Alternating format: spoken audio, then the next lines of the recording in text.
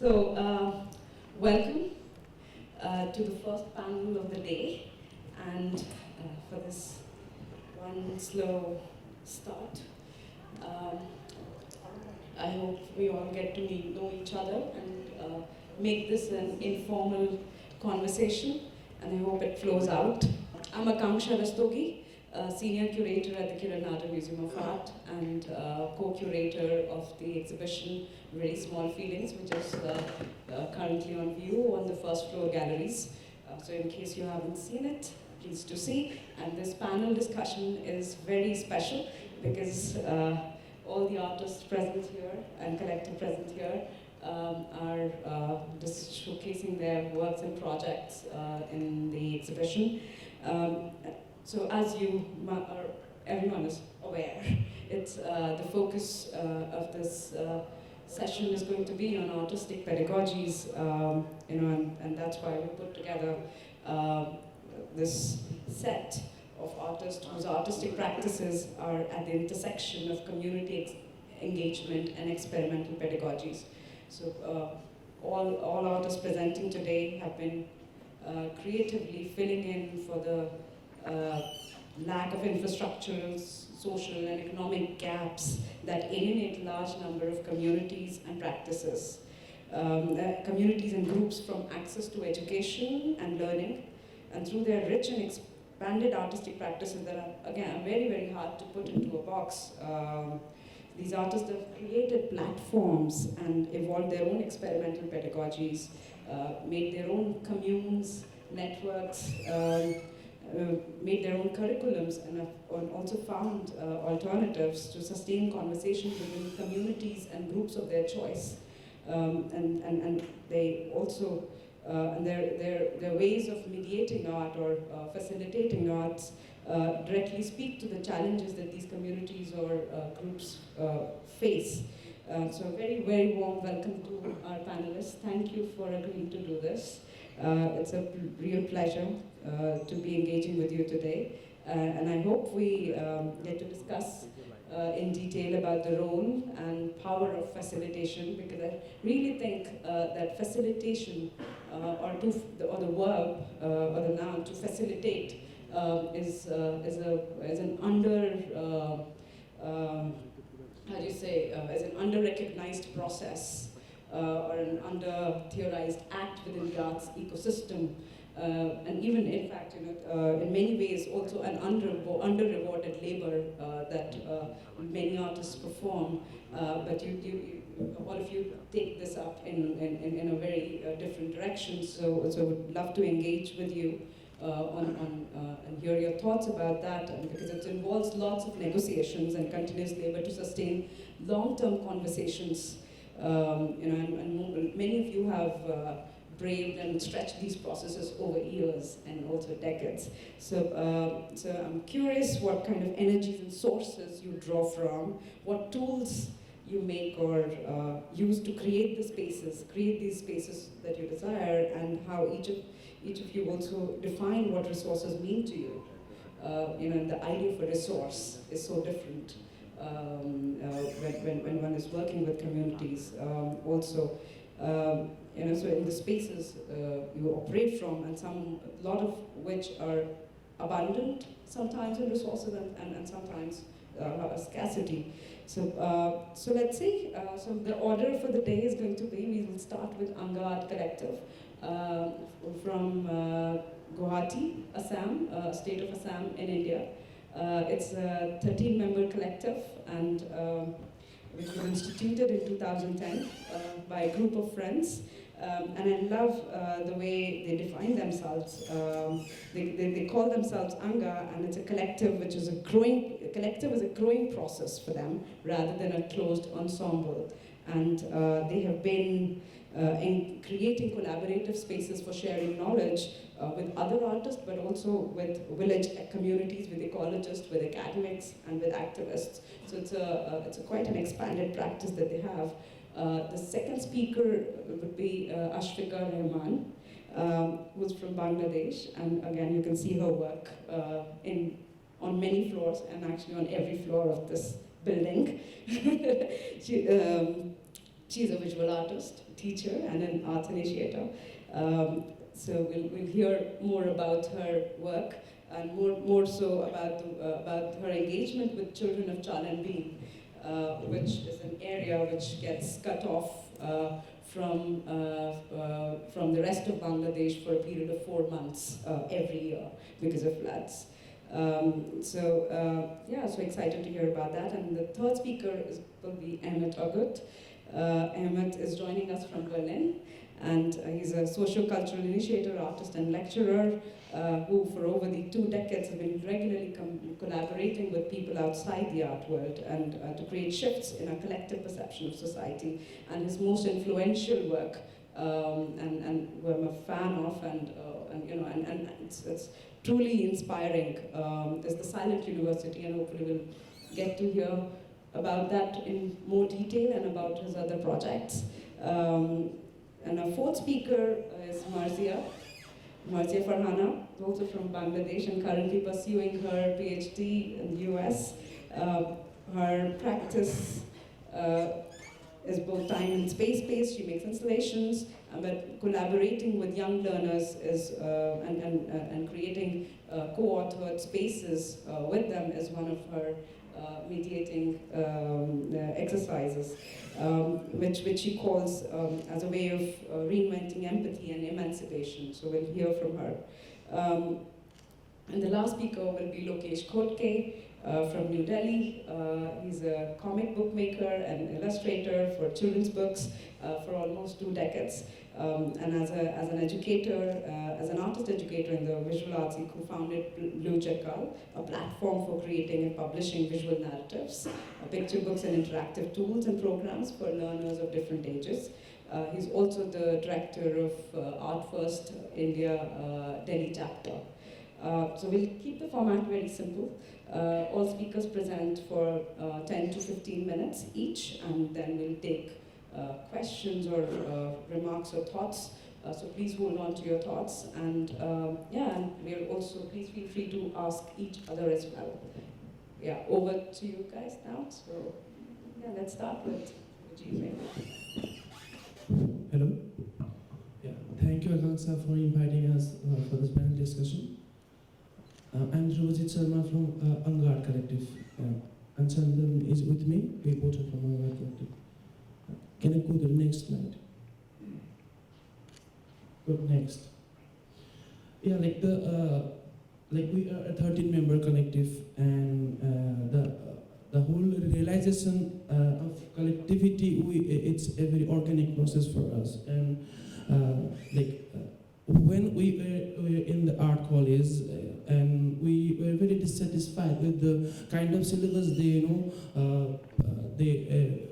they practice there, and from there, that dissatisfaction, we started moving out to to public places. We start moving into forest, and from there, actually, we got what should be the guidebook for us. The colonial syllabus, which it's practiced in the college, but the guidebook and syllabus which there in the locality, the kind of fluid geography and the landscape we have, how that those specificity can be used as a a guidebook, as a school. So from that point, the whole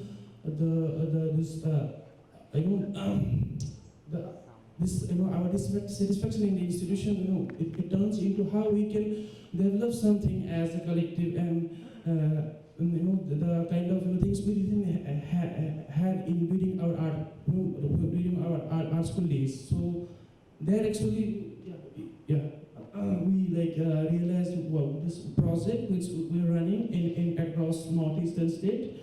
Mostly we are active in Assam, but we are slowly also moving into other northeastern states, including Nagaland, Manipur, Mizoram, Tripura. So the no school, Chandan, you can go ahead. Yeah, hi, this is Chandan. So, am I audible? Yeah. So, the no school kind of it, we have started it from 2020, but the collective itself is formed in 2010, and they like I joined later. Like most of our members are from like arts background, but I'm not. Like I joined like few years back only, and like the idea of no school, it came as in like there have been they have been going out in the public, in the common spaces, and the interactions we kind of have with the public, and the kind of engagement and the thoughts that these engagement kind of help us to think about like how we kind of if kind of think about the pedagogy of like engaging, like taking out art into the public and with the public, then what kind of pedagogy should it be, or like what kind of pedagogy could it be, like so. But like though it's no school, but it's not an institution as such. It's a process only, and like we have been functioning in a kind of very nomadic way. Like we move out to different places across Assam only, and now so like till now it has been working in a kind of, you may say, workshop model. Like we go out to different places and we talk with the people there, and we try to engage with the landscape, the context that the landscape have, and we try to engage with those contexts. And from actually when we kind of in this like since we had started No School as formally like from 2020 till now we have had 4 No School sessions in different places in Assam. And for all these sessions, it's like we don't have a like kind of fixed or a rigid like syllabus or a model of like pedagogy, but it's more about the landscape and what kind of context it brings, and kind of help us to think about it, and what kind of interactions could we can engage with. So. And also maybe like here while engaging, like we also kind of have encountered this like the question of mediation also, like like all these workshops that we have done till now, like there are these, like we have kind of tried to kind of, there like most of these workshops have been conducted where there are already kind of any structure, but we have also tried to go out to places like where there isn't such a kind of a structure which will help us to mediate. So those are some kind of challenges like we have been facing, like and these exercises maybe people can, yeah. So these images are from our no school workshop we conducted in the upper part of Assam. There's a school in Marzia called Vidyada Living School. So as Chandan mentioned, like we always, like it has been a kind of character how we can walk and function in a public space or in a site. So we always need one, a kind of point of mediation from where we start this whole process. So there, like in Vidyada Living School, there's one person called Pranjal Puragohai. He's already, kind of, already, doing that kind of alternative practices in his own way. So there we conducted two workshops. One is in 2020 and another one is in 2022. So all these like two workshops, goes around this how that like in that space with the kind of community live there, and the children who carries a certain knowledge system with them. So if as you go to previous slide, yeah, this is Jayanta Mili. So he designed a book. And like this workshop is all about, like we told this, the participant how they can imagine a book, and everyone, interpreted in their own way. So he wrote a very beautiful poem, and it made a kind of scroll book what you can read, to scroll it down and scroll it inside that bamboo cylinder. So all these things, go to the next slide. Next. And another workshop we did in Nampake. There's a very, ethnic minority live there called Taifake, and so they are like, this community is surrounded by Assamese community, and their language is a kind of people. It's slowly. Yeah, like this particular community, like Assam itself, it's in the periphery of India, and this community is kind of periphery within periphery, like Assam has like different communities there, like in this particular community, the Taifake, so there are like kind of very few families are there, and these are their scripts, like you can see, and these symbols, like these objects are kind of, we have tried to kind of engage with the scripts there and the language, and we collaborated with organizations called Taifake Research Center and Language and Research Center. So, and with them we tried. So they have the old manuscripts from in the monasteries, and we get the access of those manuscripts, and we try to kind of engage with the language. And then again, this particular workshop, so it was, it's situated near Guwahati only, so it's situated, we have engaged with students from a school called Parijat Academy, and the school is kind of situated near, so it's a wetland called Diporbil, and it's the only Ramsar site of Assam, a kind of very rich, ecologically rich place, but like in the very corner of the wetland, so there is the dumping site, garbage dumping site, and kind of, and we try to kind of engage with the kind of ecological concerns that this place has been going with, and we kind of, so for this particular project, this particular project is a part of Asia Art Archive learning exercises. So we tried to kind of put certain frameworks of learning, and like how, so our interest was how to kind of we engage or how we encounter landscape, not through only like visually, but through other senses as well, like and also we are interested how the participants kind of, they interact with the landscape and they express it in different forms. So yeah, so this has been the kind of workshops that we have been doing, and maybe in the questions later then we can kind of interact better. Yeah.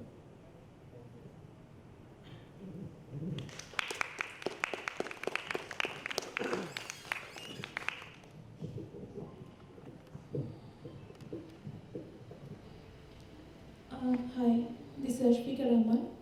I'm a visual artist. My practice mostly come across with all the social issues, especially issues regarding the minor community. My mom is a social worker and she's been working on all these issues, and I have grown up with that consciousness and I have traveled with her. So probably from there I have this interest in all those issues. Apart from that, I am a faculty member of a very special school, Pathshala, South Asian Media Academy. Can we have the next slide, please? Yeah.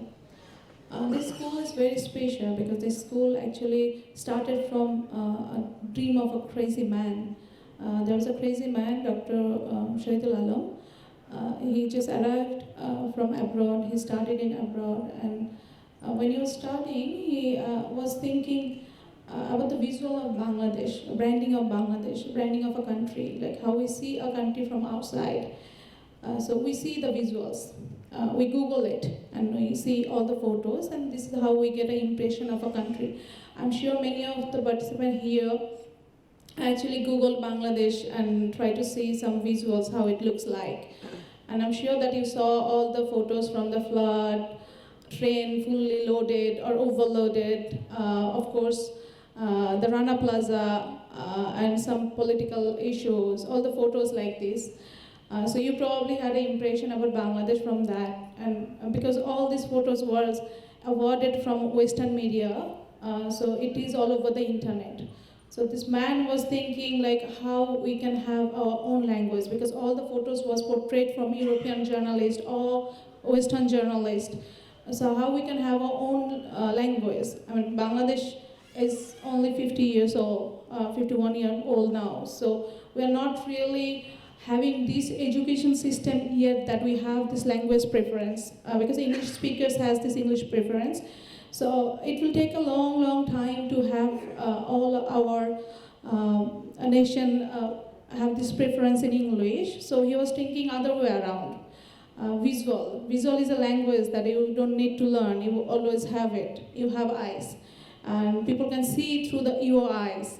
So he decided to start a school which will teach visual language. And can we back to the previous slide? So you see on the left that this is a small house. He started a school from his own family house under the mango tree, and a lot of people. This school is very special because we actually accept students from different discipline and from different philosophy, so that you see their body of work reflected that. And there are many more special features in school that all the full-time faculty members are actually ex-student. So we have all the teachers who is teaching our own local language. So we are portraying our Bangladesh. The purpose is that we will express or will brand our Bangladesh the way we want, and the way we see our country, not from a Western perspective. So that was a very different education to teach the visual language that will actually portray your own country. And you see that now we have a huge building, and now we have a huge campus, and now recently we are affiliated with Dhaka University. Now we are a full-fledged education institution. Of course, we are keeping our own character, which allow anyone to come and share open thought, open philosophy, open political perspective as well. So while I was teaching photography, I teach in a German university as well. I teach, often I do lecture in Swiss University or on Italian University. And while I was teaching, there was one question come across in my mind, like whenever we go to any talk by any photographer or any artist, we have a language. We talk in a way that, hey, I went to a village and I met Rahman Chacha and I did a photo story, I slept with him, we eat together, I'm still in touch with him. And I was always wondering, how does that sound? I mean, if you actually try to listen how it sounds, there is a hierarchy, there is a colonial hangover. So I was wondering, maybe this camera, the tools, giving a distance between the photographer and the community. We're still in a hierarchy. Even though we are trying to actually omit the boundary from the Western views, from the Bangladeshi views, still we have this distance. Even though that the photographer are Bangladeshi, but they are thinking the protagonist and the community are outsider, or they have a privilege with the camera. And I was wondering now how we can actually omit that, and how we can have a common collaboration, how we can see Rahman Chacha. He's the one who allowed me to stay. He's the one who actually gave me food. So he is the one who did everything to me, and I'm the one presenting the work in international platform. I'm getting awarded. Of course, I'm putting all these stories spotlight, but I was thinking it's not fair because I'm getting more than Rahim Chacha. And the way I talk that I'm still in touch with Rahim Chacha, it sounds like I'm doing a favor to him. So I was always thinking there is a problem. So I actually tried to took my lens in a different direction, and I looked back into my grandma's place. Can I have the next slide, please? So my grandma's place is in North Bengal. So there's an area which is highly water ponded and is underwater for 4 months during monsoon every year. So the school, houses, the lands are underwater, so the kids has nothing to do. So they stays in home most of the time. So I was thinking like, how can I use that time? How can this 4 months can be very useful for all these kids? So I started a board school there. So that was the tiny first board that I had, and I tried to turn it as a camera, which is not proper for sure. It looks horrible, but it's very cute. I mean, from my perspective or from theirs, because they made it. So what my plan was to actually pick up all the students from different villages on a board, and then we try to find a land where we can have a class. I will show you later on the school. So then I was thinking, like, now then what I'm gonna teach them? What is the thing that I have to teach and what they need to know actually? Then the question comes here, like, there's many ways. The artist community or the group of artists can go and do a collaboration, do a community exhibition. There's another way that probably we can bring some skills that the community will accept or deny. There was always a conversation in and out in my mind, like I will bring something and I will actually change the fundamental character of the village. Is it what I want to do? Probably no. I don't want to change the fundamental character of the village. So I was trying to think, like, they are getting the theoretical education from the school. Probably I will teach something that will make them more sensitive. Being sensitivity is very important, especially considering nowadays Southeast Asia, the political condition and all the balance we see. That probably is something that we need to teach now, and we need to take it very seriously. Can I go to the next slide? So the first assignment that I was thinking, like, I bring some small cameras and I started doing a small photo workshop. So the first assignment was to take photo of your family and friends and people. So I was thinking probably through that we will learn to appreciate our relationship. The kids will learn to know the value of father and mother and try to see the face or the expression of mom, expression of friend, and learn how to value the relationship. And when we have a camera, the first thing we do is, like, we take photo of the beautiful thing. We take photo of flower, we take photo of birds, we take photo of a landscape. We never go to the dustbin first. I mean, that we do when we are professional and we know that we have to produce a story, that we do later on. But from a very innocent perspective, the first thing we do, we try to look into the beautiful thing. So my point was that all the kids will have the camera and they will try to find the beautiful thing. They will try to see the beauty of nature. Can you go to the next slide, please? And then I was thinking, like, maybe they need to look around from family to the nature.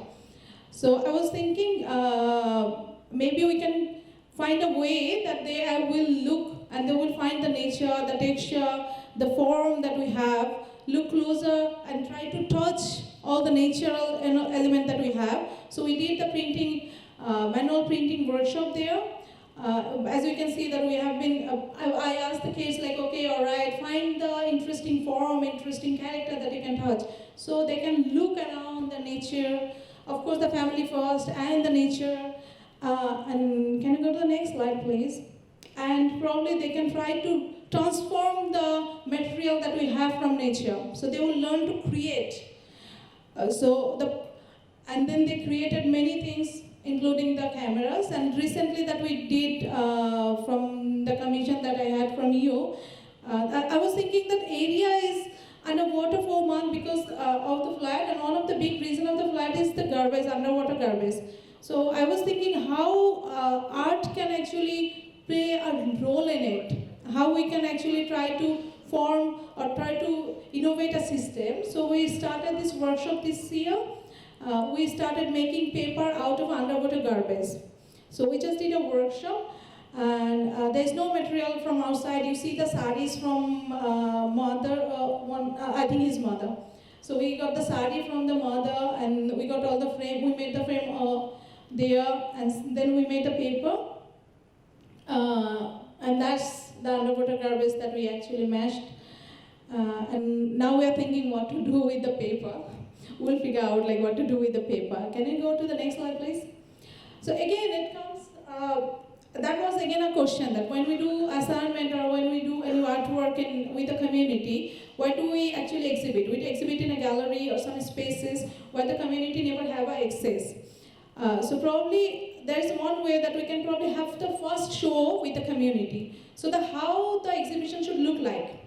Should we actually bring a wall or should we make a gallery over there? or maybe we have our own way to exhibit.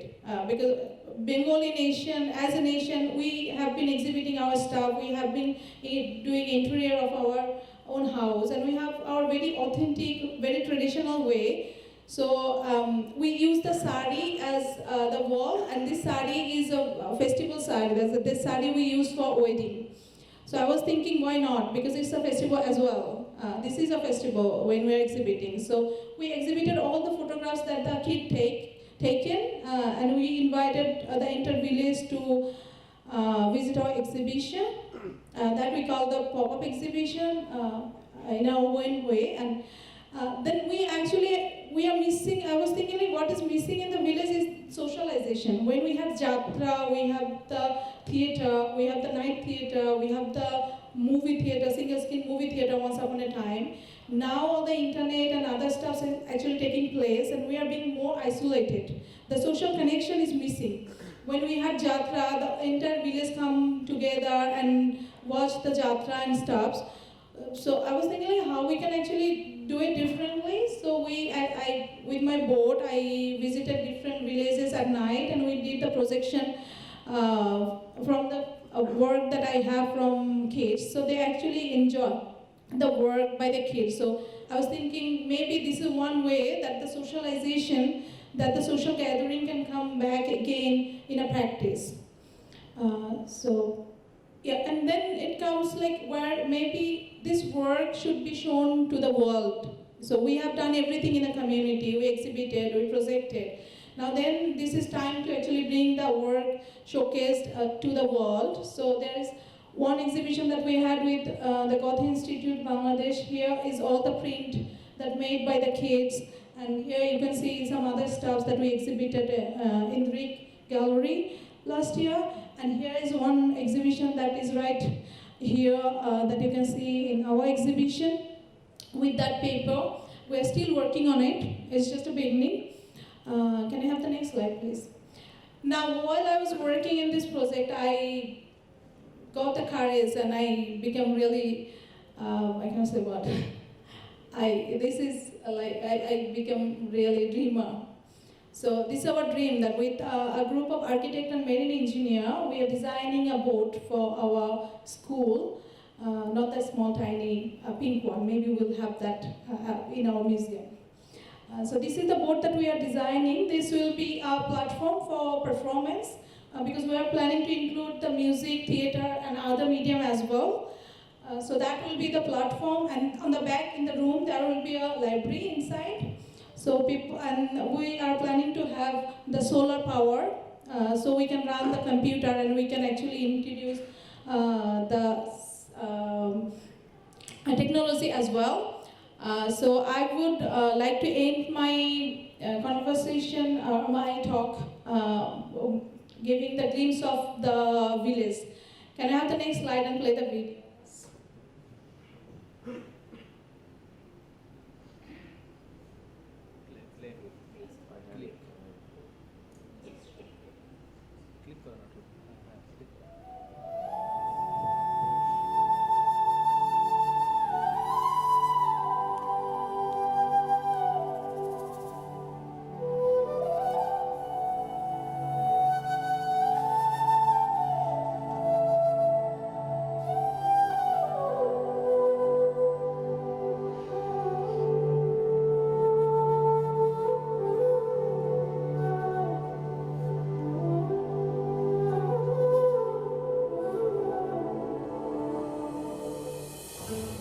আমার কাছে মনে হচ্ছে যে মানসিক বৈকল্য দূর করার জন্য আমাদের শিক্ষা প্রতিষ্ঠানগুলো তো শিক্ষা দেবে, কিন্তু আমাদের মানসিক বিকাশের জায়গায় আর্টের কিছু করার সুযোগ আছে।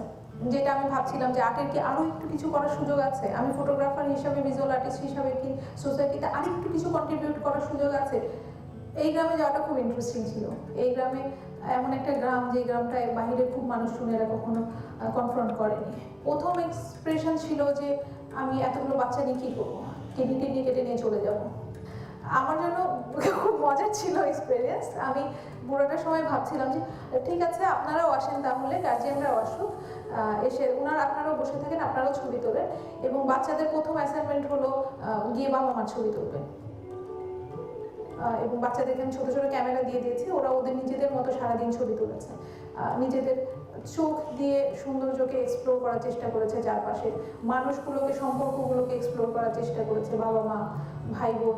আমরা ছবি তোলার সময় সবচেয়ে সুন্দর মানুষ, সবচেয়ে কাছের মানুষের ছবি তুলি, সবচেয়ে সুন্দর করে ছবি তোলার চেষ্টা করি।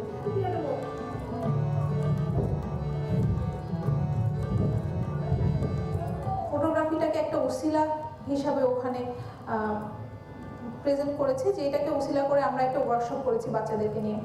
যেই ওয়ার্কশপে ফটোগ্রাফি আমি খুব গ্রামার শেখানোর চেষ্টা করিনি, আমি চেষ্টা করেছি শুধুমাত্র এইটা বোঝাতে যে ক্যামেরা দিয়ে ছবি তোলা যায়, যে ছবিতে ইমোশন দেখা যায়, যে ছবিটা আশেপাশের সমস্ত সুন্দর জিনিসকে দেখা যায়, সুন্দর জিনিসকে একটা ক্যামেরা বন্দি করা যায়।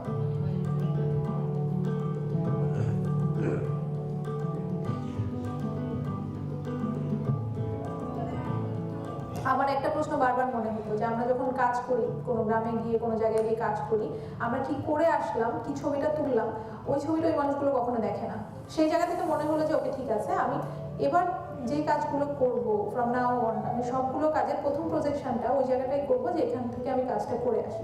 যেহেতু জায়গাটা পানির মাঝখানে, সেই জায়গা থেকে আমি ভাবলাম যে আমরা নৌকায় প্রজেকশন করব। নিজেদের বাচ্চাদের ছবি, নিজেদের বাচ্চারা কি কাজগুলো করলো, সেই কাজগুলো ওরা নিজেদের ঘরে বসে, উঠানে বসেই দেখতে পারবেন।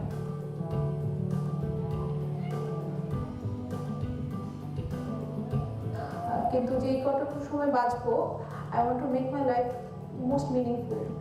আমার প্রতিটা মুহূর্ত যেন হ্যাপনিং বাঁচি, আমি প্রতিটা মুহূর্তে যেন একটা মানে থাকে।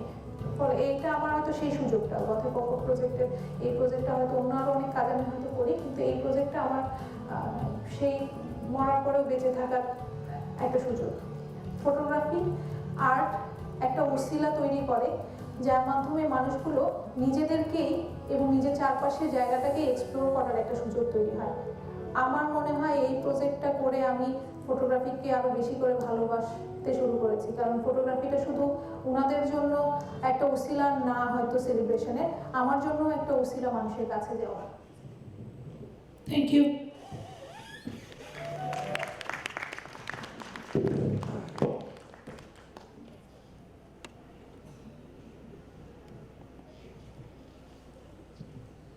Time check, 45 past, 15 minutes.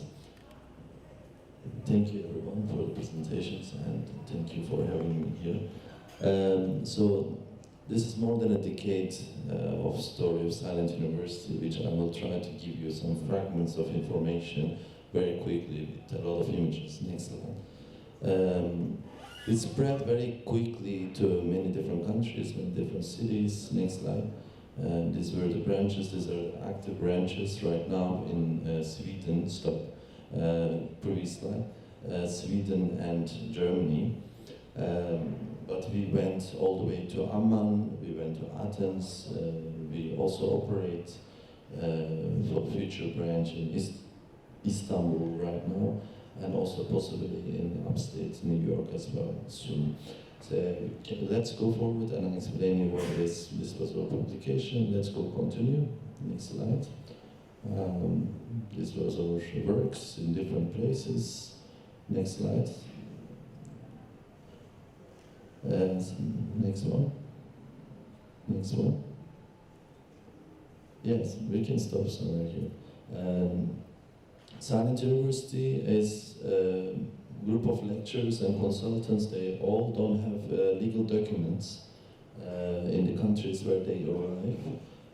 They are forced migrants with academic background, and they give lectures. They organize their own branches. Even though I initiated the school, they self-run the school. After a few years, they become autonomous in different cities. And next slide, they prepare talks. We can stay here. Previous slide. And yeah, we have a different rhythm, huh? Let's coordinate. Previous slide. This is a group of group of coordinators we have in Mülheim. So basically, here you see Justin, Bridget, Nicholas, and Omar. They come as a guest in the beginning. They focus on lectures in their native languages. Sometimes we even operate in 5 different languages not even taken English as a default by default language.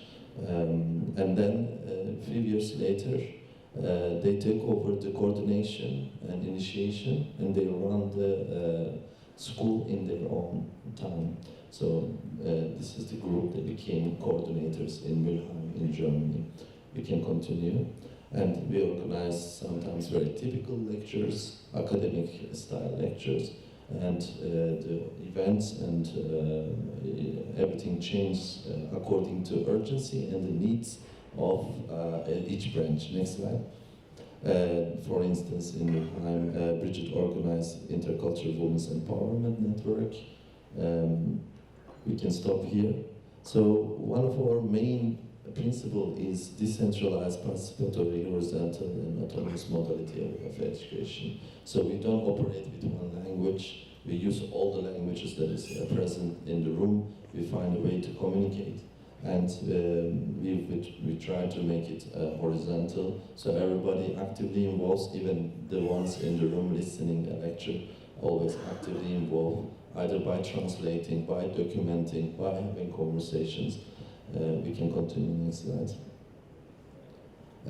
We have a set of principles. These principles are ideological principles and practical principles. So if institutions approach us to initiate a branch of Silent University, it could be a museum, it could be a local government, it could be a theater, it could be a community NGO organization or academy. We try to combine these institutions, so they have to find other type of institutions to collaborate, and they have to find a way to secure a few years of relaxed time for every participant to focus on their lectures in their own native or preferred languages. And so we have this really important principles, and we never gave up these principles. So every institution work with us, they have to transform themselves to the Silent University principles. Not that we transform ourselves to their workshops or projects. This is very important. This is a big failure in the art world, happens all the time.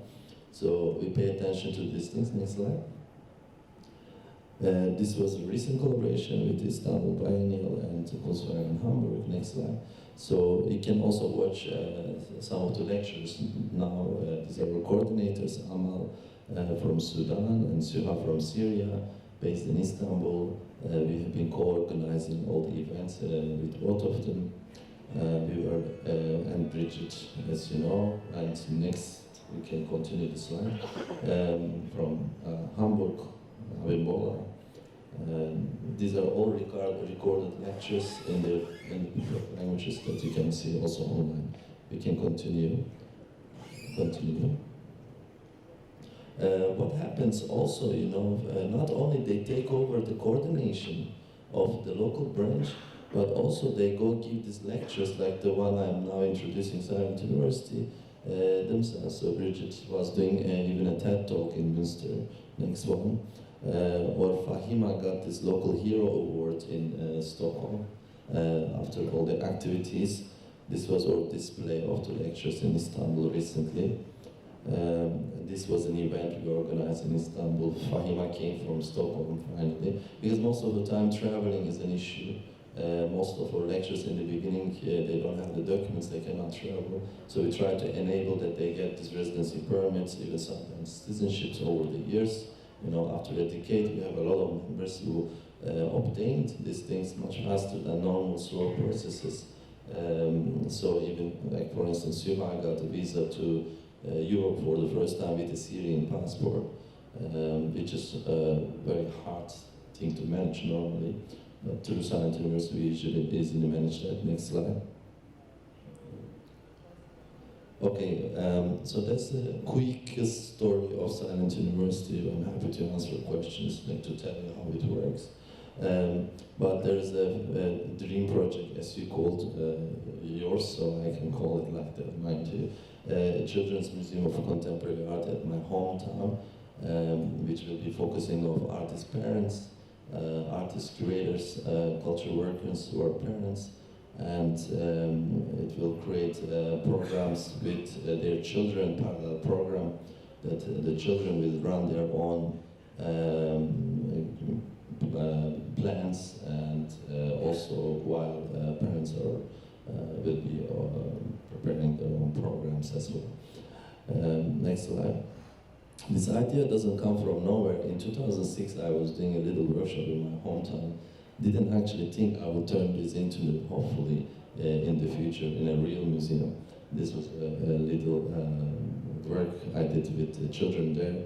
We did this temporary structure. In 2006, I was 24, 25 years old. And next slide. And I asked them to bring the most valuable objects they have in life, and they brought from home these little objects and write on top their name, and it was the most valuable object. And then stories why it was. So it was a little workshop. So hopefully this will turn into the museum that I mentioned, internationally functioning. Let me check time, because next slide. Since I have a little bit more time, my work around pedagogy, not only that I think long-term lifetime projects like Silent University platforms, Silent University, or this museum idea, or this one, next slide. In US, if you know the school system in US and UK, if people want to go to art school or any school, they need to take loans from the government or from the banks, or from the private banks, up to $250,000 to be able to study art or anything they prefer when they are 18 years old. So they graduate with a huge amount of debt. So what I was doing, inviting a lot of artists, making coin-operated sculptures. Here you can see Marta Rosler's sculpture, next one. And here you can see Natasha Sadar-Hagian's and Rodan Peugeot's or my sculpture that they are coin-operated machines. They collect money, and this money goes to an activist organization based in the US, and then later based in the UK to fight against student debt. Student debt is something people have a hard time to pay back, and you cannot also claim bankruptcy. So if you open a shop, a store, or a company, you can claim bankruptcy. But with student debt, you need to pay it back. So for many years, people after graduating the schools in the US or UK now becoming like US system, very privatized company like education system, they need to pay back for many, many years, huge amount of money. And with interest, it's growing there. So I was trying to ask other artists to make sculptures that could infinitely generate income. When these artworks are actually sold in secondary market, all the money will go back to this activist organization. So they're not only collecting those little sculptures inside coins, but also if they are sold, every time they are sold, the money would go back to this activist organizations. Next slide. Yeah, and the last thing maybe next. I did a little intervention at Art Dubai in 2014, I think this was. They have a lot of VIP lounges at the art fair, and they asked me to do an educational project in 3 days in an unfair environment. And I thought this was kind of already controversial invitation. What can we do educational in 3 days? So I invited all the unpaid interns of the art fair. They had like around 17 unpaid interns. And we created another VIP lounge in addition to 3 VIP lounges they had. Cartier VIP lounge, Apache VIP lounge, the other VIP lounge. So we had the largest logo, the most central location, and collectors and galleries and other people were not allowed to enter except the interns. They were able to hang out there, play ping pong, or there was chocolate fountain, or massage service, and all these services that they can really relax and enjoy rest in this area. And meanwhile, I invited a lot of art practitioners, creators, to come and give them talks in these 3 days. Then later we moved this to Pompidou. This was 3 months long version of the intern VIP lounge. So we invited all the interns working in Paris to come join, and we decorated the space with all the furnitures from the directors archive and the room in Pompidou, you know, some Le Corbusier furnitures with original artworks from their collection. We decorated the space, and it was only again allowed to be used by interns, current interns in institutions in Paris. In France, there was a movement by interns because they were also unpaid at first. And finally, precarious generation collective changed the policy by the government, so they have to pay interns to specific duration of time. Yeah, these are some of the examples. I'm happy to answer questions about Silent University or the museum project or the others. Thank you. 13 minutes.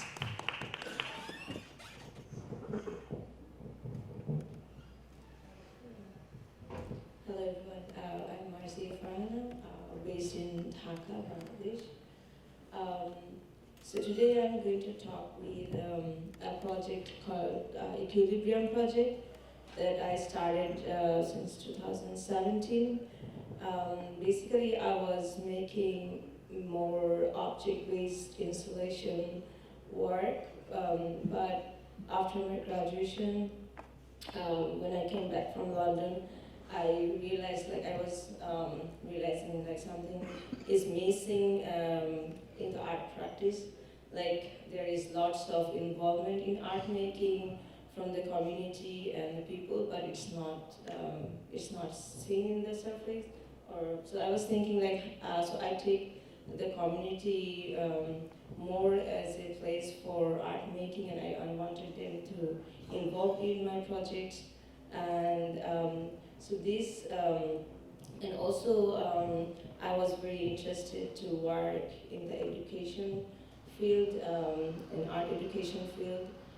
So this one I started in from a very small workshop, 3 days workshop with this school in Dhaka, in Mirpur 1.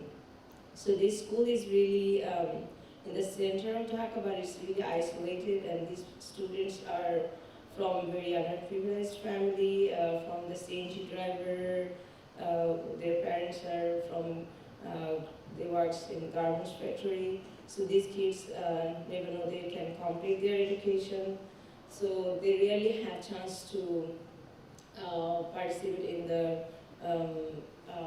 art creative practices or in the exhibition. They have never been to the galleries. So after the workshop, I decided that at that time I was selected for the Sunday Art exhibition. So I chose them. I asked them if they can collaborate with me, if they want to participate in my project. So that's how it started, and they agreed. So all the students worked after school, 2-3 hours with me, and they produced many works, whatever they wanted. And then they are 10 to 12 years old, and the number of the students was 10, sometimes 12. So the challenge was to bring those students into the gallery space. So I had to take permissions from the school and the parents. There are lots of conversation, but everyone was curious about the creative practice that they were doing at that time. That was also very new for their parents, but we could make it to give them 7 days. We worked together here, and they planned how to produce this house, all the engineering things and all the installation and the decisions of what to do and how to install. So this is the big team. So these projects was influenced from the Bengali renowned artist S.M. Sultan. So he was one of his quotation that strikes me a lot. He said, the kids who draws pictures from his village, they cannot hurt anybody, or they cannot do any crime in the future, because at the beginning of their education in the earlier age, there's the art, the creative practice can help them to build their character. So that's how we can shape our society. So this is a very striking quotation for me that to start to make this project. Yeah, this is the final version. So it was installed in the Dhaka Art Summit 2018. So to go further, I started another project for this Dhaka Art Summit. So it started because this time I was abroad and I had to do this during the semester of my PhD. So and the time as a US, there is two very opposite time difference. So when there is night and here is in Bangladesh is daytime. But this, I work with the Jago Foundation. This foundation works with the children who are really underprivileged. Some students are from Islam community, some are from very rural places in Bandarban. There is only one school there. So this kind of really valuable support that I got from the Jago Foundation. But all the schools they run virtually. So I had the chance to use their virtual platform, and they had to find it some time in between their class time because they don't have any art classes. So these, so they're more older age. They're 6, 7, and 9.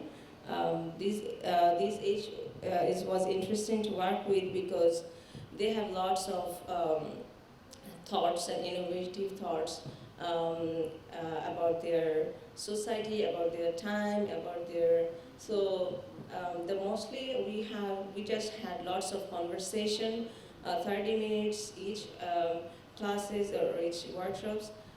So we had like 20 days workshops in November.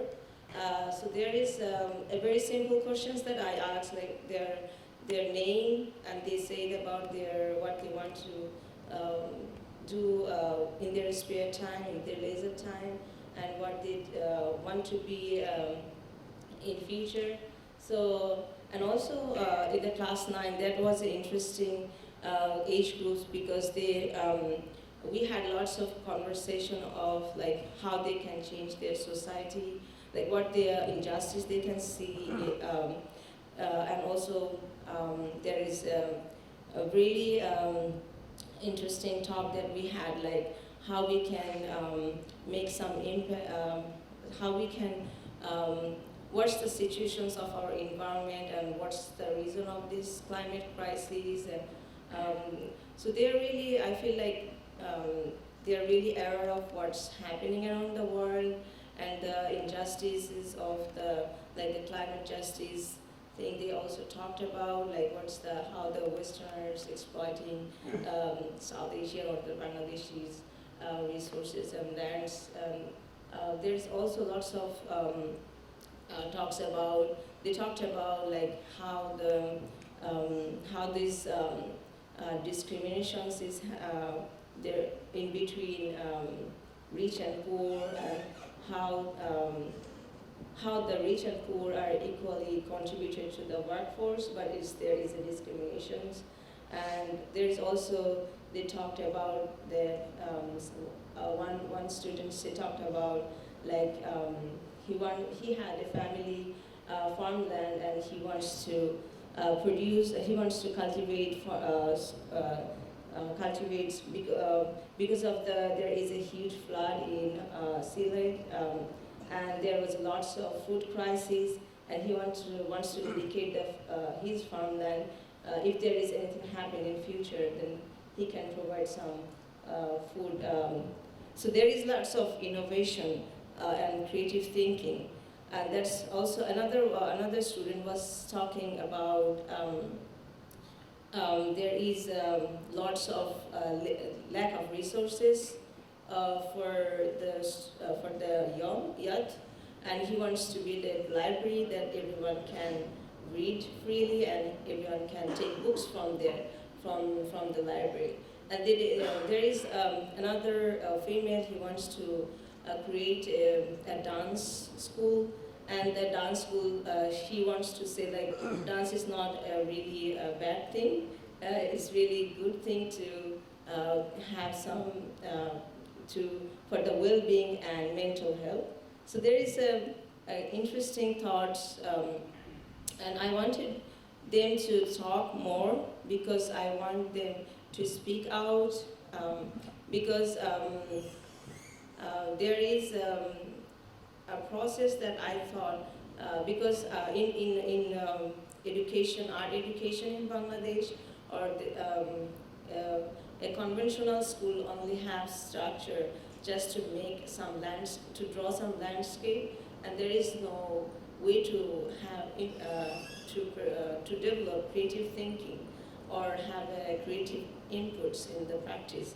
Or as a so I was thinking, for these student communities, they don't even have art classes, and they don't have resources to do these creative practices. So we had to ensure the materials, limited materials at least, to produce something, and also to have the space to give their opinion about their society, about their family, about the surroundings.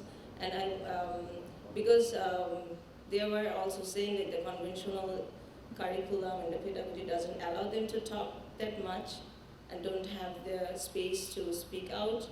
And this is also for them a healing process.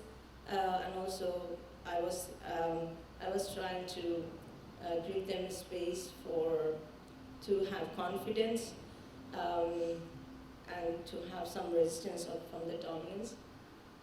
And this is the final piece that was made, resembled to the first Equilibrium project, but this has more spaces for creative thinking and innovation, or more projects for that that helps.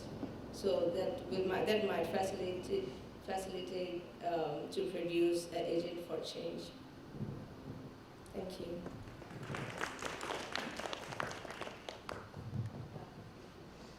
Yeah.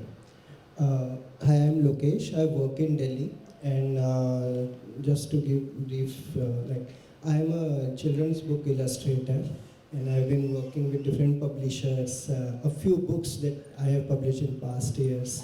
I also make comic books.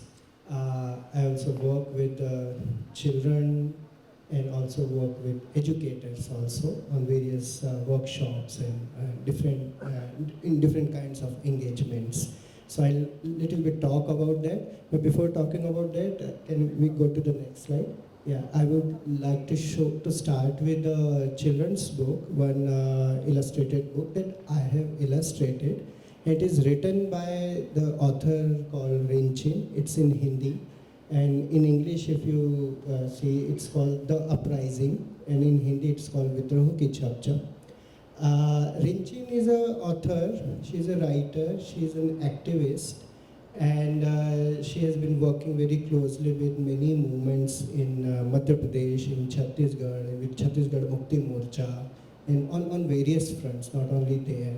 She also is part of very important school in Bhopal, where I belong, in Madhya Pradesh, which is called Muskan. And they also publish books.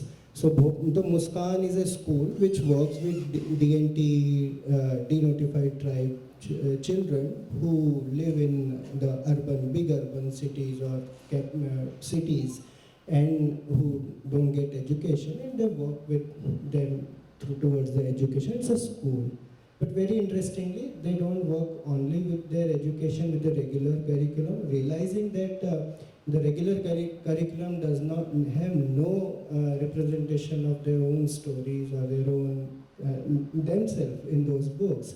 They also, time to time, they publish their own stories, those kids' own stories, which in many years they have, while speaking to them, they have collected, and they bring them out as illustrated books.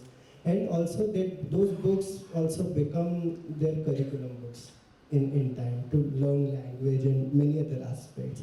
But apart from that, they also work with, like Rinchin work very closely with the schools, so many of her stories are also part of this. So this one story that I am showing is actually it's a story of a teacher. So therefore I wanted to show, which I have illustrated as a comics. So it's about it's a story where a teacher goes to do a workshop in a smaller village somewhere in Madhya Pradesh. And when she reaches there, next slide, to the school, she meets this student and she spent a good time there doing workshop with the students. Can we go to the next slide?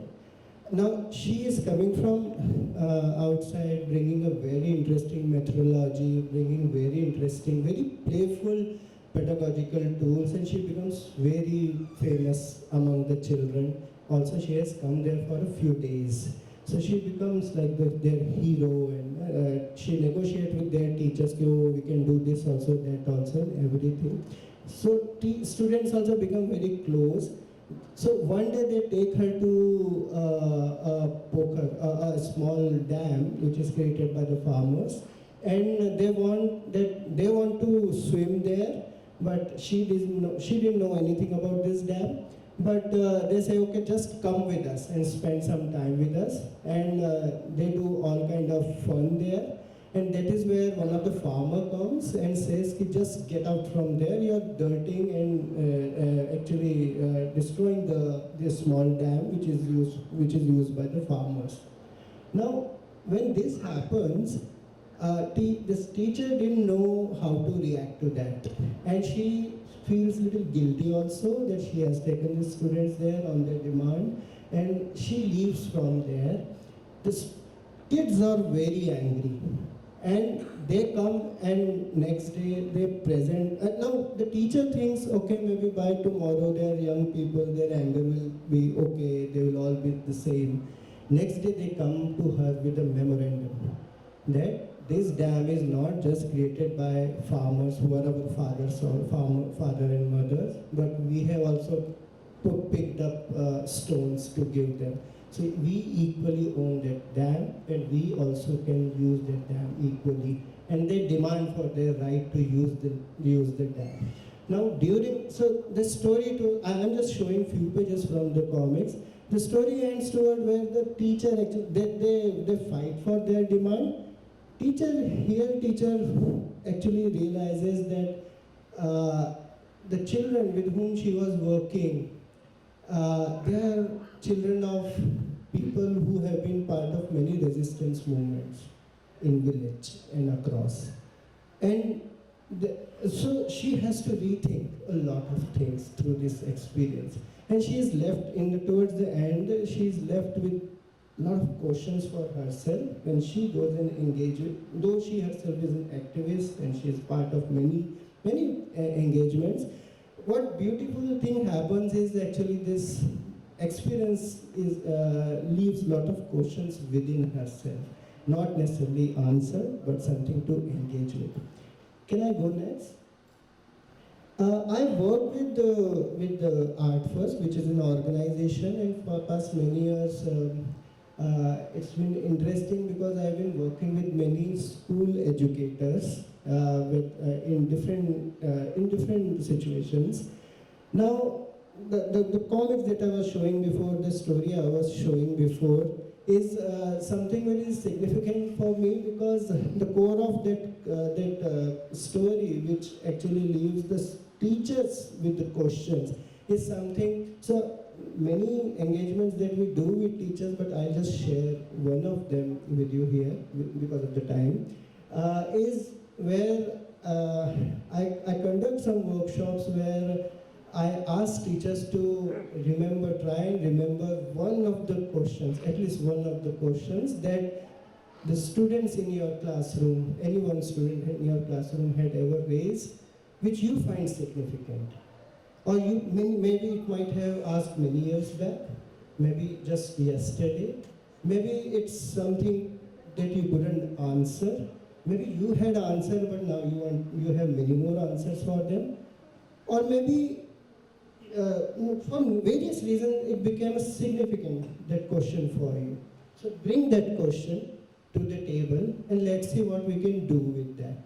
And in the workshop, we can go next. And in the workshop, then we take time, we take 1 hour, 2 hours, and all the teachers, they engage with their own question, and the idea is to give shape to their own questions. Nobody share their questions with each other before they have created it.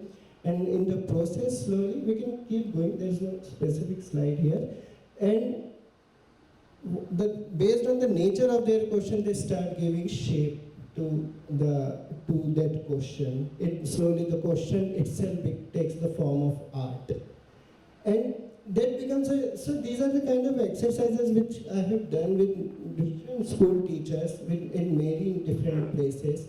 And also in this process, what happens and the outcomes and the objects which are created, where the question takes a form, where the question takes a shape, where question becomes an artwork, where sometimes it becomes a sculptural piece, sometimes it becomes a narrative, a visual narrative, a comics, or different forms it takes.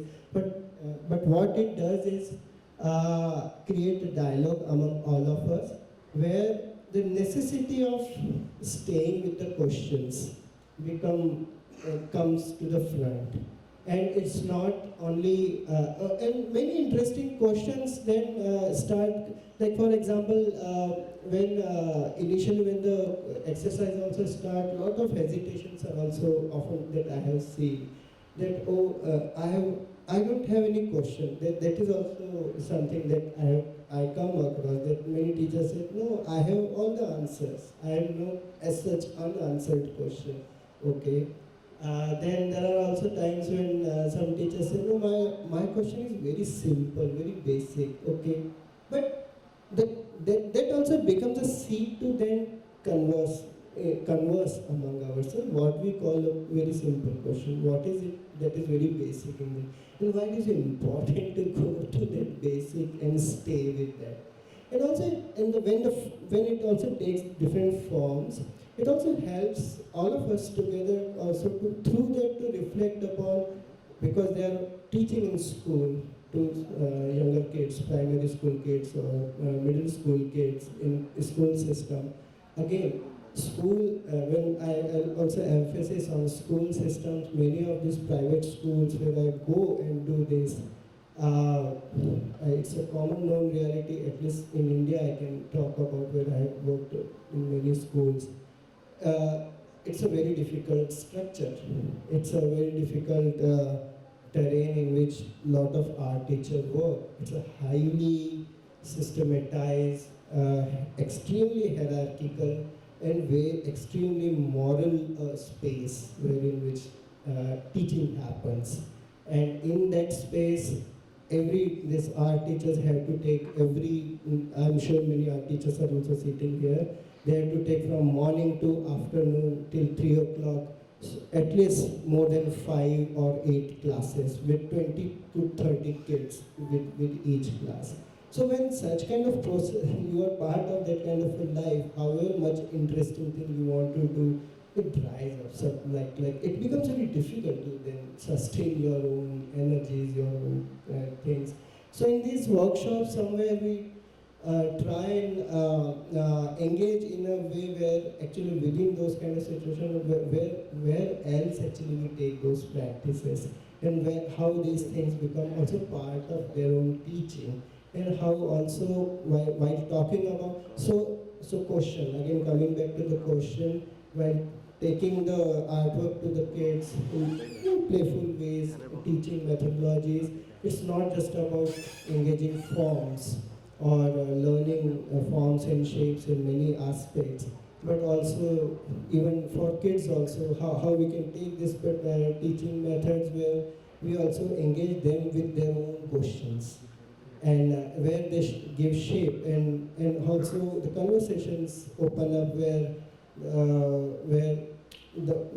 also it opens up toward the way actually we see art. Art is a question of, which is a form of, it's a form that, it's a question that takes form of art and stay in time around us, and it has been there with us.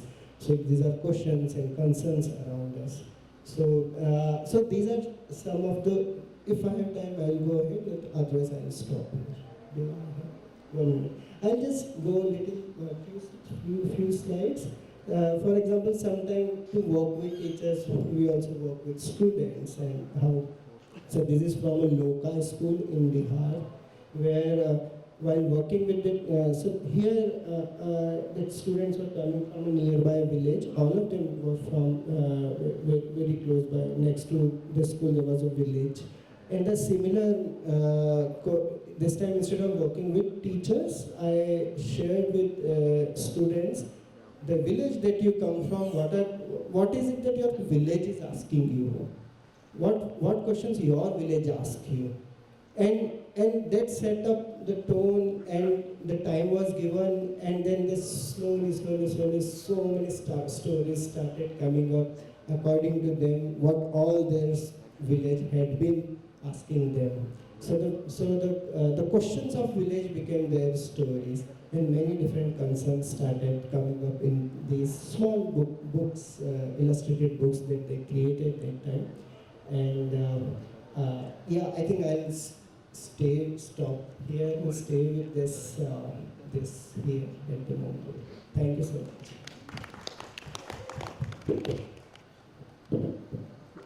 Thank you. Thank you for your very rich presentations. One understands the kind of tools you have offered, from the shape of questions to the book of alphabets, to the dream, to the home as a form, place in the recycled paper or the manifesto as a slate. Because we all know holding, making, creating spaces is hard, and it takes time, energy, and lots of resources and infrastructure and other things. So these artist-led pedagogical examples that you've led us into, makes me think of this figure of the artist educator, or artist mediator, or artist teacher. Not as a solo, one person solo project. Or not a solo. The kind of scenarios you work in. It's so rich. It's really fascinating that all of you, the common point is that your practices are not moving from one project to another. It's more about finding or connecting your life with others' life, and that sort of an interlacing, and the time it takes, and becoming part of that flow is quite beautiful, and yeah, the negotiations are the work. That's the work, and you can't bring that into another space, literally, so it can only happen conceptually. So maybe I can ask prompt one question to you if you want to respond, because we do have some time for taking questions or remarks or thoughts. So I would like to ask about the longevity of such attempts. Be it in the Silent University, or how long it can carry on, or how the weight of it is passed on to others to carry on. So that, and about that dynamics as well, or the way things die, and they do die, and there's no problem with that as well. So yeah. Thank you.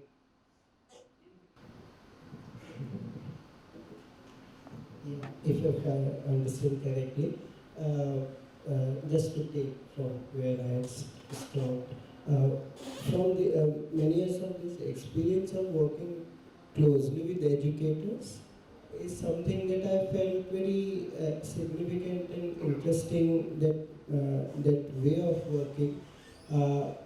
It's, of course, we work with all groups and all age groups. Interesting what happens when you're working with the people who are going to be there longer. When we come out from there, we go there for a smaller time, we come out. But the teachers who remain there longer time, all the time with them, and the engagement that happen with them, actually it's really it's challenging also. But it's at the same time it is interesting. because they become they are the major channel actually who are on the time with them. So how you engage in that space, and there are multiple ways and there are multiple questions within that also challenges. Yeah. Artwork is not ready for long-term practices, so, but meanwhile we just keep going. With Silent University, this was anyway from the beginning an issue. We keep still getting a lot of invitations. Everybody wants to have it in their cities, collaborate with it, but not necessarily being ready to take the responsibility. And it's not that you just find an artist who takes this responsibility. It's based on urgency. Unfortunately, urgency 10 years ago, in 2011, 2012, when I started, is not less urgent now. So it's still urgent. That's why there's still interest. There's still a lot of people thinking there's a need locally to have it. So basically, it's not based on my energy, it's based on urgency. It's not based on who is running that institution at that moment. It's not based on who is coordinating. It's not based on, anyway, also classic teacher-student relationships. It's based on principles that are supposed to be part of normal mainstream education system. And education system, as far as I can tell, since I also teach in many different universities as a guest all around the world, it's not getting any better. I'm quickly out again, so I'm not a practicing academician, like full-time, with full-time academic job, because the more full-time job you have, the less you work. And it's also a bit strange. A lot of strange things, we all know why they're strange. But you have these marginal-looking examples. They are not there to be marginal, they're there to actually transform the institutions, transform the system. And we were able to do that, so I know it's possible. We are still around for more than 10 years. I know it's possible. I know some of the institutions were capable of doing that transformation. They were capable of continuing working with Silent University even after everybody left. After the first director left, after the coordinator, curator left, after I left. I was never based in the cities, most of them. So it was never going to be based on my energy. And it shouldn't be. It shouldn't be also authorship question, an ownership question. It's a collective ownership because it's based on that urgency. So when there's really insisting motivation again happens, I cannot resist to that. I am there also for resistance not to happen, not only to force it to happen. Now my main job is making sure that that happens in the wrong place, rather than the other way, try to have another superficial branch that is announced and it's not really happening. We really want people to get their visas. We really want them to get paid. We really want everyone to get paid professionally. We really want it to be horizontal. And if anyone faking this, they are out of our collaborative network of institutions very quickly. And it becomes very obvious. So Silent University is not a registered organization.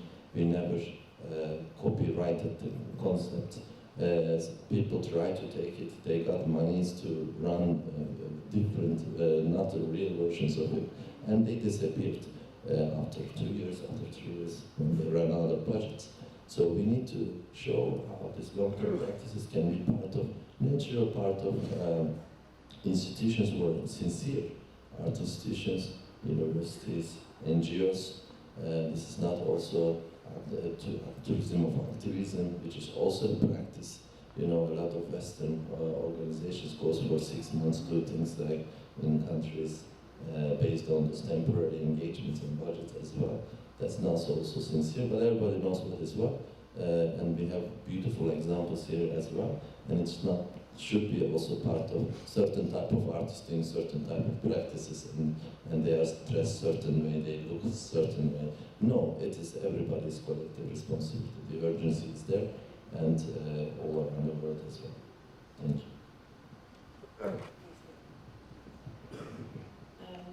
I was thinking when there is a teacher-student relationship, there is more like power practice. But when I come as an artist or from outside, there is also another kind of art practice, but it's very difficult to erase the hierarchy. Like when I come here, and the students are also reading for me, and I'm also reading for me. So it takes some time to get engaged. But interesting thing that I found is more about like not for the conventional classes, the student has to listen and do whatever is instructed. And this project allows them to more participate, and they can shape the project, they can change the project, their curriculum and everything. Or they are also allowed to not to participate. So that's also really helpful for me to learn from them. Otherwise, it's very difficult to find a space to learn from each other, especially when there is a huge age gaps. But these projects, when I come, ask them to participate and give them space, and that's allowed me to like have some liberated space, and also a space to understand them, who are just a new generation, what's going on in their mind, and also they learn from my experiences that I have had, and I can give them some suggestions, and I share some stories of my life. So that's also I found interesting platform. That's how the cooperatives might arise.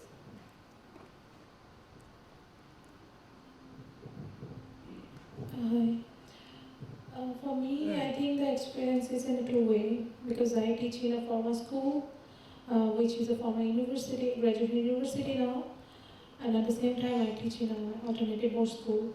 So for the formal school, Pathshala, I will say that before Pathshala there was no formal school for photography in this region. That was the earliest formal photography school in the region.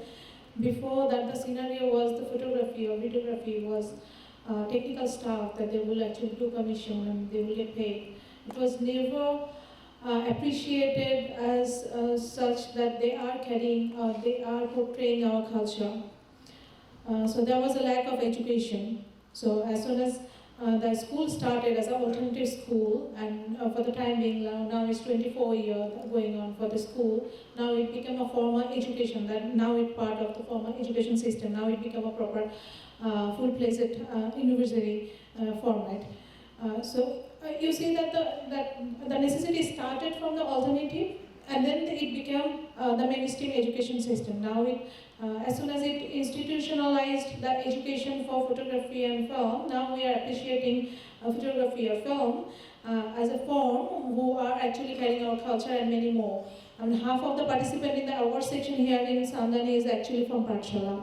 And you see many of the Pathshala people, and I mean each of the floor there is one exhibition from Pathshala students. So you see that it's actually coming from the technical cameraman or videographer to the artistic practice and many more, and researcher, and many more sectors. So it happened because the alternative school started from a point as an alternative school, and then slowly, eventually throughout the journey, it became part of the mainstream education system, institutionalized form. And for the school that I'm running in a board school, that's a different ecology. If we actually look through the research, the water level is gradually going up.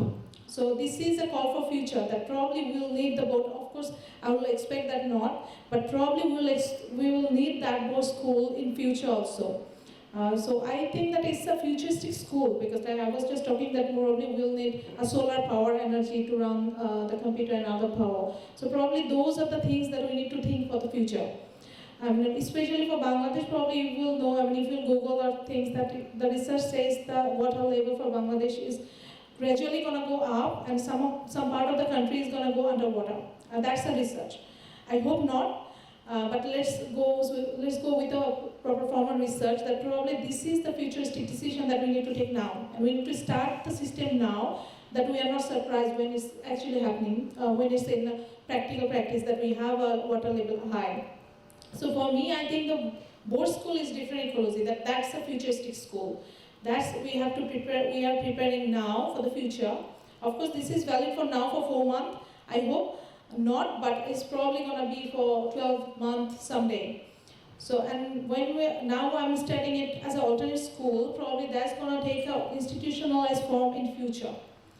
So this is how probably a necessity is there. We just need to click where we actually have to work on, and we can take it for the steps, and that can actually go long way, and it gives a very different window.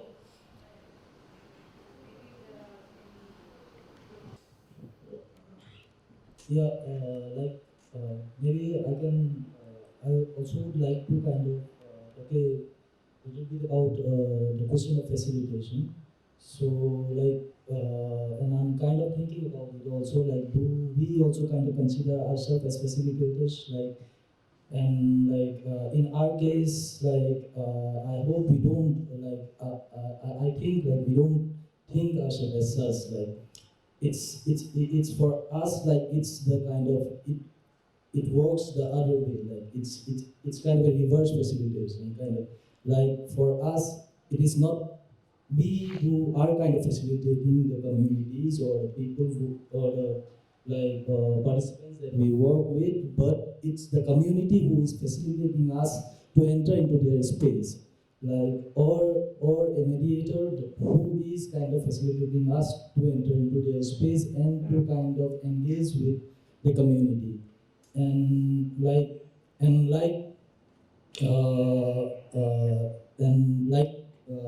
Akansha had asked about the longevity or the kind of long-term engagement. And we think that to have a kind of meaningful engagement, you need to have a kind of long-term association or long-term engagement. But in our case also, we have been kind of we don't have a kind of that kind of since we don't have that kind of structure, we have been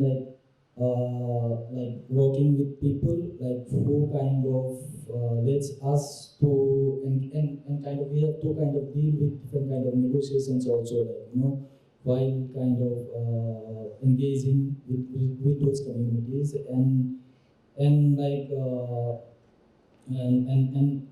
are kind of this and these communities is also not that the hierarchies, we also have to deal with the hierarchies of the community that exist within those communities. For us, we have to negotiate within those terms also, and yeah, so maybe we kind of are struggling, how to kind of engage and how to kind of build a kind of long-term engagement and with limited resources as well. Yeah. We need to finish, right? So I do quickest answer possible to a largest question. We are not there to fill some gaps. We are not there to also create categories of artists, so a group of artists taking care of the education issues, and then the others can sell more expensive works. No, we are not part of that given system of art world that is filling the gaps. When there's an art fair, there needs to be a talk program, and then there needs to be, education department at the museum, which they need to report end of the year so they can get certain grants. These are institutional issues. Then institutions need to learn how to adapt, not us filling the gaps, but us being ourselves. So we have individual practices. You are welcome to go see those works also in the exhibitions. They could be also not necessarily long-term. They could be gesture-based works, performance-based works, physical artworks as well. And that's the ongoing practice anyway. That we never taking, as myself also, I never took break from that for over 20 years. I have so many projects all happening, sometimes for specific occasions only. But we need to give the time to certain things. So that's very important for when it comes to education, we don't need to rush. The next panel is waiting. That's really short of time. I'm really sorry. Is there one, can you sum it up in one line and then close it up? I would say just because Bangladesh was known by flood and images, like lots of village people, but flood is now a water issue. So like there is the climate is already a big issue for our part. So there is one emergency school created by Ahmet, and this is really wonderful school initiative that supports children how to overcome the trauma after the big catastrophe, environmental catastrophe. So there's the art of the Western world, and this is also like our what is more Western resources, heavily resource, like it's more dominated by Western resources. But we should look at more regional, local, and like that's. I think like in this context, like Ahmet's office emergency school is one of the most. So this is like I would suggest to look at more resources. Thank you for everyone. Ahmed so far, 1970s, the emergency school, a very important example. Thank you guys. Thank you. Thank you for being with this project. Thank you.